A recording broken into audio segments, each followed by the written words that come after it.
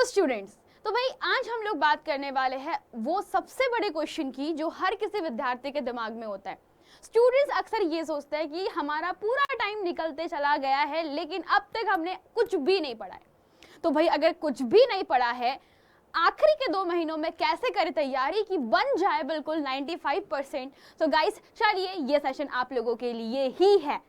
कुछ मैं आपको बताने वाली हूँ टिप्स, और भरोसा कीजिए कि अगर ये टिप्स आप रेगुलर फॉलो करते हो तो बहुत ज्यादा मदद मिलने वाली है।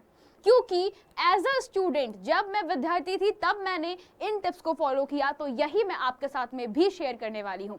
सबसे पहले बात करते हैं टॉपिक में कि हमारे आसपास जो भी क्लासेस चल रही होती है, टीचर जो पढ़ा रहे होते हैं, उसमें कई बार हमारा ध्यान नहीं रहता, मन नहीं लगता, यानी कि हमें पता ही नहीं होता कि कौन सा टॉपिक कहाँ से आ रहा है, क्या पढ़ा रहे हैं टीचर।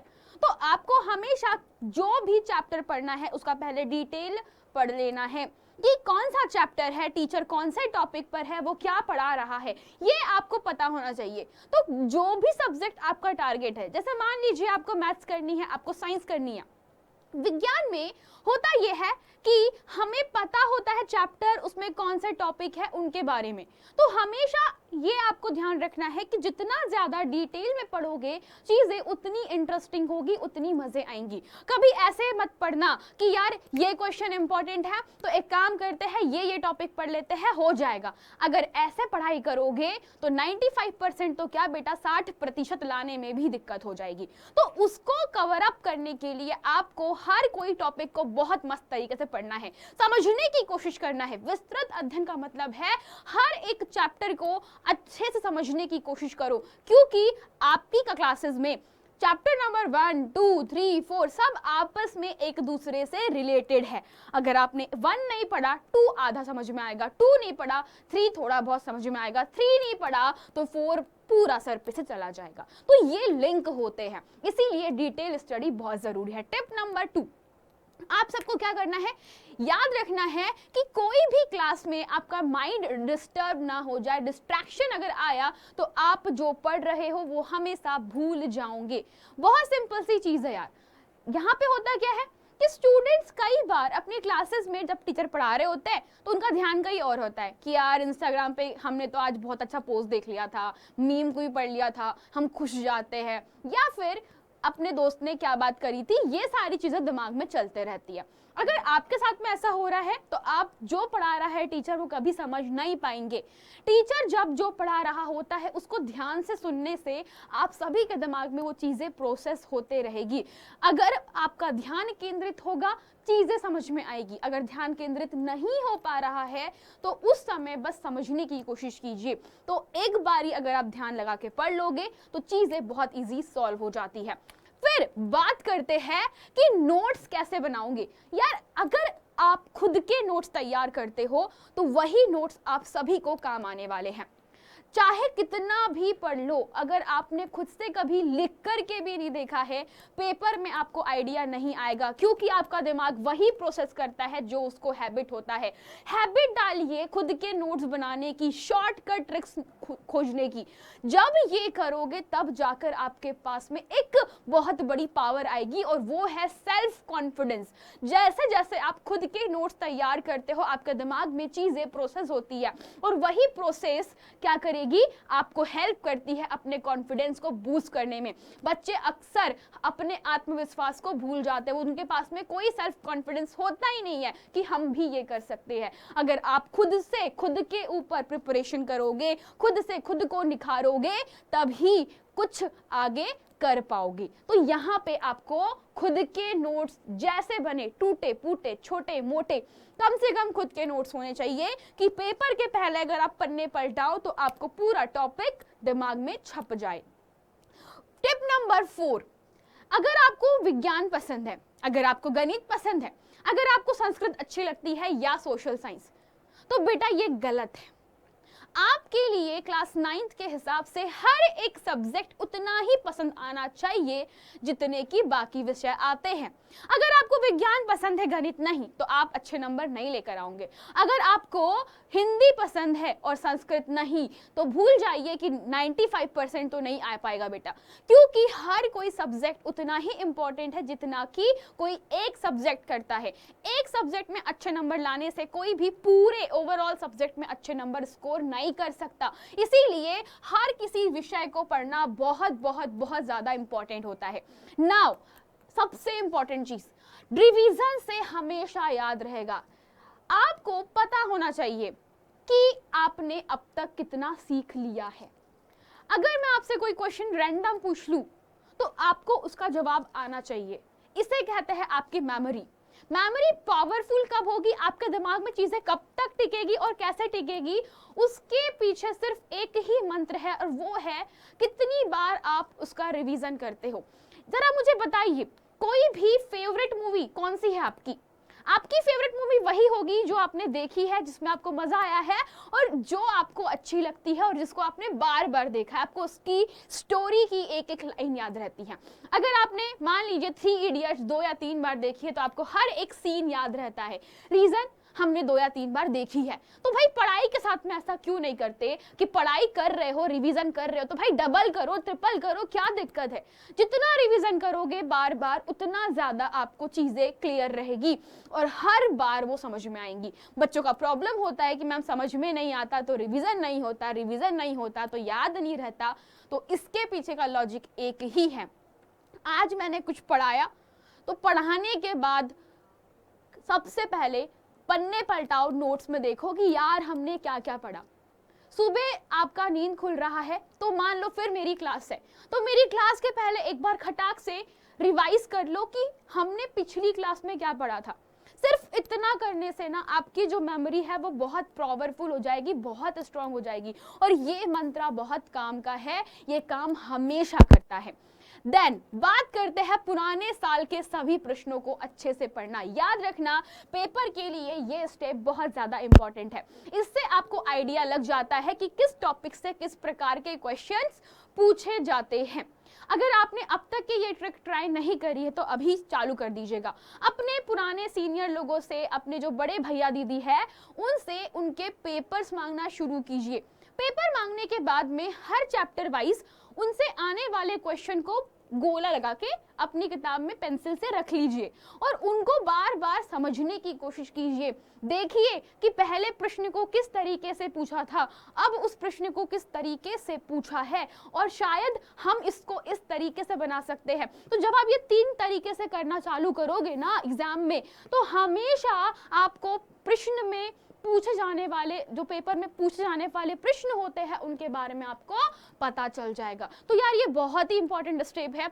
प्रीवियस ईयर के क्वेश्चंस हमेशा आपको हेल्प करेंगे आगे। ठीक है, नाउ अगले वाले पॉइंट पे बढ़ते हैं जो कि है नहीं समझ में आ रहा। मान लो कोई क्वेश्चन आपने पढ़ा और आपको नहीं समझ में आ रहा, तो क्या करोगे? टीचर से पूछोगे? नहीं, सबसे पहले उसे अपने दोस्तों से डिस्कस करो। बिलीव मी, ये वाला पॉइंट सबसे बेस्ट है, मेरा फेवरेट है।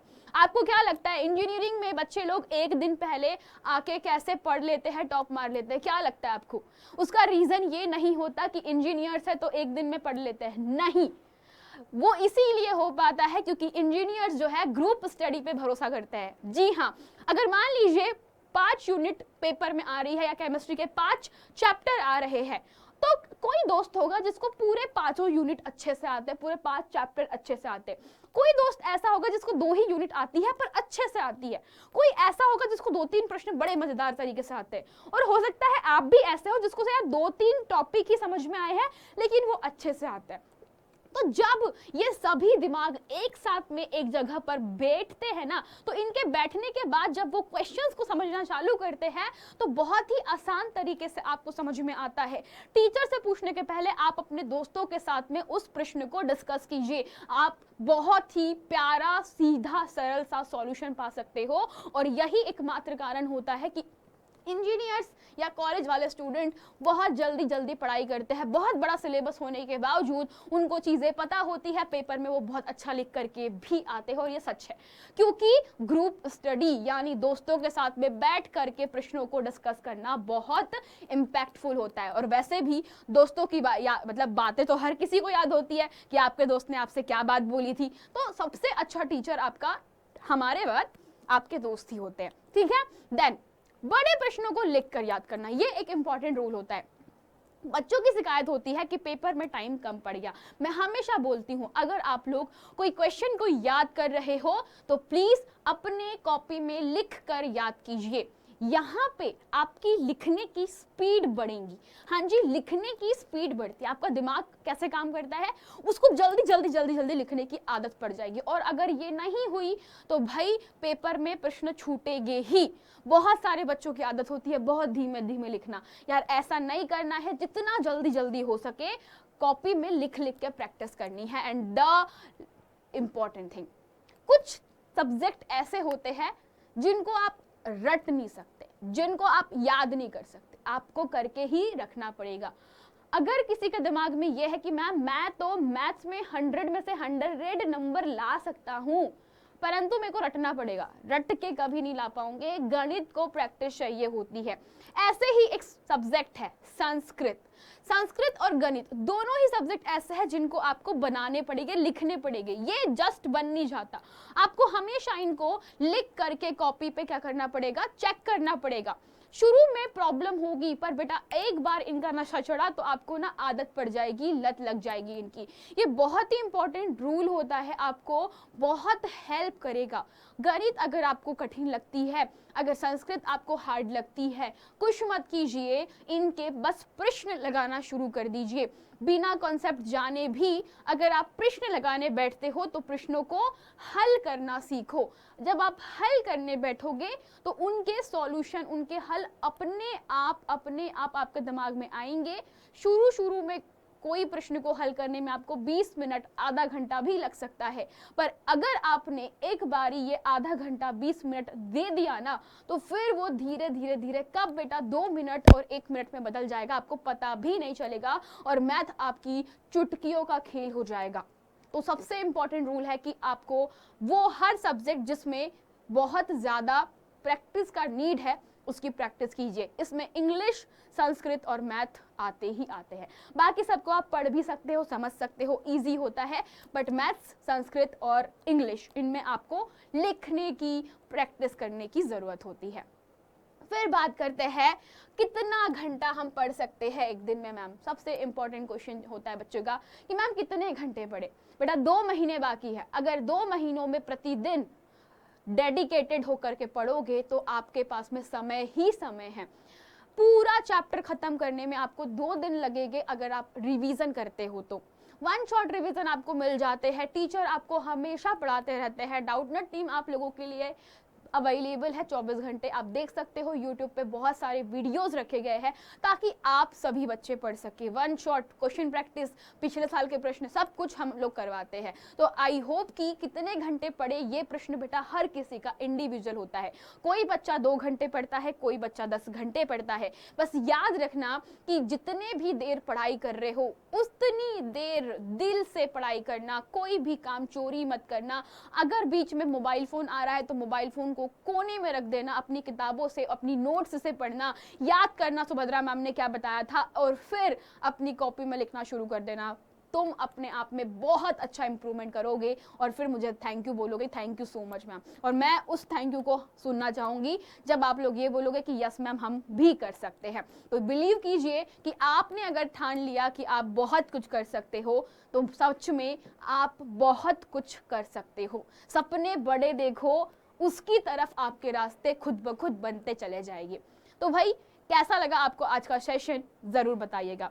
प्रतिदिन रेगुलर अगर ये काम करोगे तो आप बहुत ज्यादा अच्छा काम कर सकते हो और आपकी पढ़ाई चुटकियों में हो जाएगी। Thank you so much guys, I hope आप पूरे के पूरे बच्चे लोग अच्छे से मन लगा के पढ़ाई करेंगे एंड बाकी दोस्तों को भी अच्छे से शेयर कीजिएगा।